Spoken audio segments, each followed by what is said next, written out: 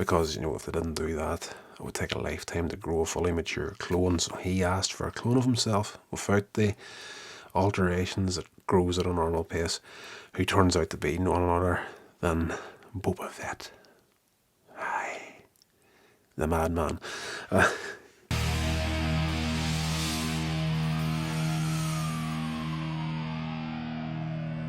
Hey legends, welcome along to Here's Rodder's Reviews on Coins Age Media. I am your host, Rodney Stewart. Right, we're getting on to Star Wars Episode 2, Attack of the Clones. It's been a little while since I did a Star Wars review, but I fell down the rabbit hole of Laurel and Hardy, getting all that stuff finished off on the channel, and then I just kind of took a week out just to chill the old head out, and we're back to it now. So, Episode 2. Probably not one of the strongest of the Star Wars movies, but it's definitely not the weakest. I think we can all agree with the original trilogy and the prequel trilogy that, The Phantom Menace was the weakest out of the entire series. And there's a few changes in here after the release of The Phantom Menace. Like, a lot of people did not like Jar Jar Binks in the movie. I wasn't one of them. He was there as the gateway for the younger children, the new generation to come in to Star Wars.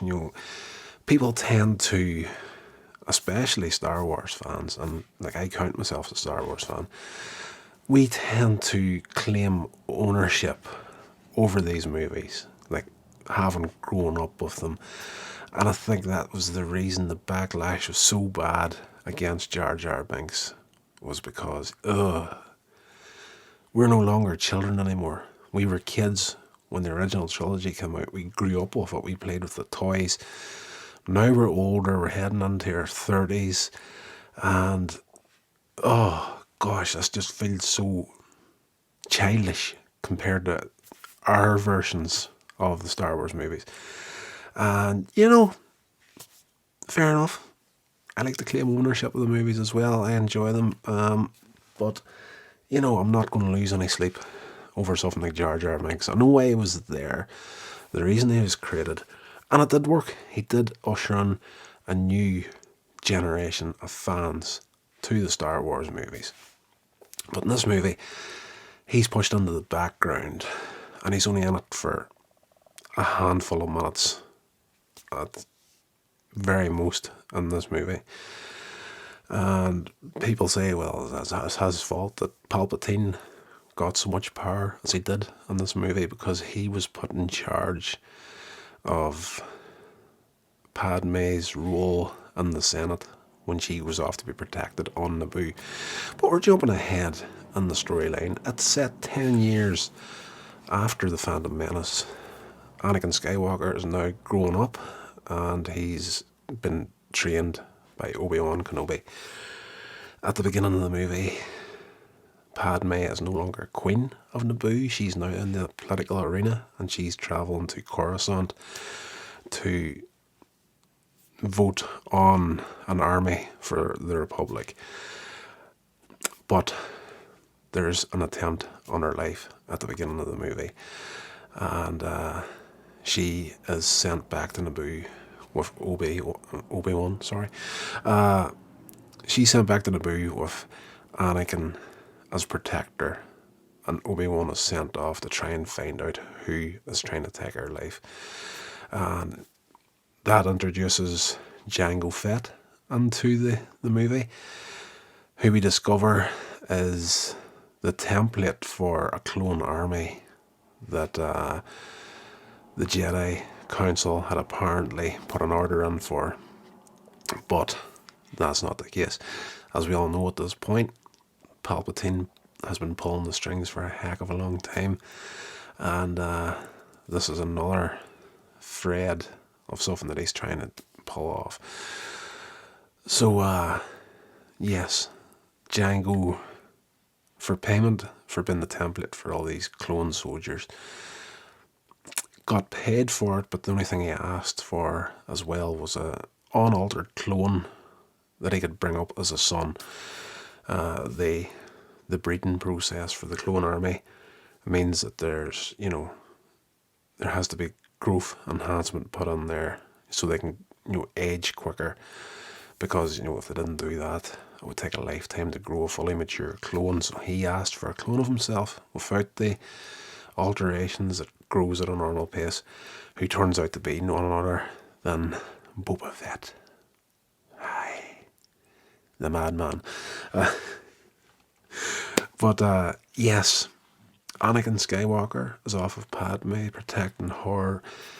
They're falling in love. He's having visions of his mother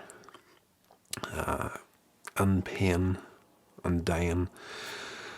So both him and Padme decide to travel off to Tatooine to try and track her down and save her life. They find out when they get there she's been abducted by Tusken Raiders, and Anakin goes out and search for her. One of the things I enjoy about these movies is the use of shadows and silhouettes as like a foreshadowing of what's about to come. And if you look closely, you'll notice it a lot in Attack of the Clones and Revenge of the Sith. And in Attack of the Clones, when he's about to leave the farm on Tatooine, Padme comes out to speak to him before he leaves. And she walks past the camera. You can see his shadow against the side of the house. And she goes over and they're having a chat together. And his silhouette and the style of his hair in this movie looks exactly, well, almost exactly what Vader would look like in the mask. So it's a hidden little thing there to say, right, you guys, if you know the Star Wars universe, you know where the prequel trilogy is going. That's played out in the original trilogy. But,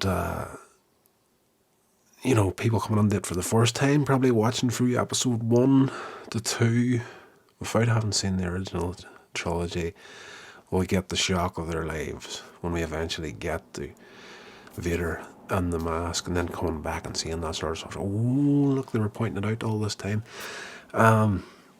Yes, so Obi-Wan is off. He's hunted down the bounty hunter.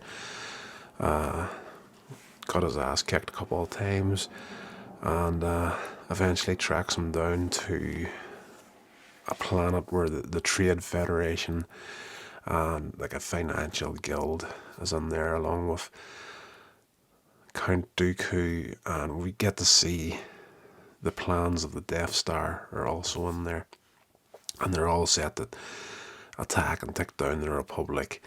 And at this point, oh gosh, my stomach's rumbling. Wonder if you heard that. Obi-Wan gets captured, and the Jedi find out this is happening. Anakin and Padme come to the rescue. Long story short, things don't go that well for them.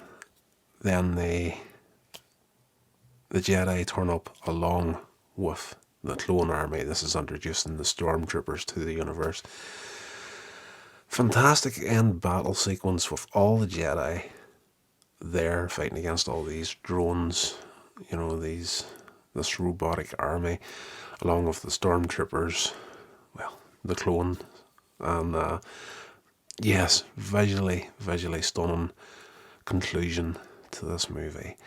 And at the very end of it, we see the Clone Wars beginning. Basically, this is the first battle and the opening to the Clone Wars.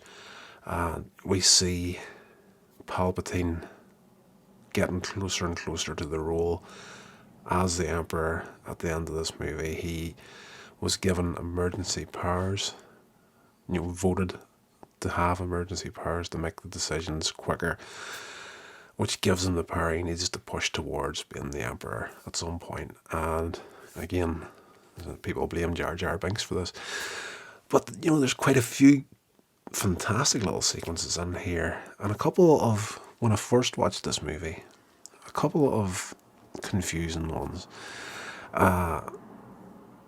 Most notably, one of the best scenes in the movie for me was the final showdown between Count Dooku, Dracula himself, and Obi-Wan and Anakin Skywalker. The two of them against him things aren't going that well. They pretty much get their asses handed to them. Anakin loses an arm in the battle, and Yoda turns up, limping, the little limp that he has with his little cane, his little walking stick. And, he drops that there and pulls a lightsaber, and him and Dooku start fighting with each other. Fantastic. Something I wanted to see for years. Like when, growing up, you were seeing Yoda in the original trilogy, was just a little puppet with very limited movement. So this, you're thinking to yourself all these years, this guy was a Jedi, and a Jedi Master at that there. One of the strongest ones in the galaxy. Did he ever use a lightsaber? He had to have done if he was a Jedi Master, and we get to see it in this movie. Absolutely fantastic. The confusing part about it, and it's something that I'll touch on more when we get to the review of The Last Jedi, because I need to watch it again just to get it refreshed in my mind before I review it. But I think there's a few things that happen in this movie that definitely lean into The Last Jedi and what was happening with Luke Skywalker in there. There's a scene where Obi-Wan is trying to find this planet where the cloners live, where the clone army has been made, and he can't find it within the records of the Jedi. And he calls over, it's like a, futuristic library sort of a thing, and he's standing, there's a bust of Qui-Gon Jinn, and this woman comes across as attendant, and he's like, I'm trying to find this planetary system, but it doesn't seem to be in the records. And she's like, you know what, if it's not in the records, then it doesn't exist. So off Obi-Wan goes to see Yoda. He's training some younglings, and they have the discussion. They bring up this projection of the solar system where this is supposed to be at, and the planet is supposed to be here, but it's not here. I can't figure it out, sort of a thing. And Yoda is like to the children, the gravity silhouette is still there, but the planet and all its stars are missing. Has anybody got any suggestions? And one of the younglings says, because it was deleted from the archive memory. And this is something in the movie that seemed impossible to Obi-Wan and the woman that was running the records, and even Yoda at the start as well in this scene.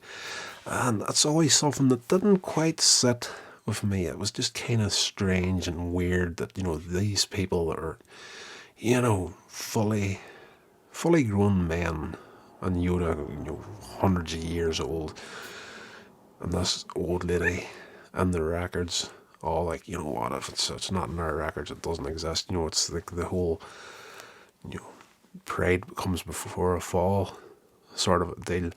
And I think that kind of idea there was kind of what was happening in The Last Jedi. I'm just going by, I've only watched it twice at this point, but I think Luke Skywalker's point of view in The Last Jedi was kind of along the lines of, the Jedi were just, they thought they were untouchable, sort of a thing. They weren't wrong in anything, and then one of their own from within their ranks destroyed them completely.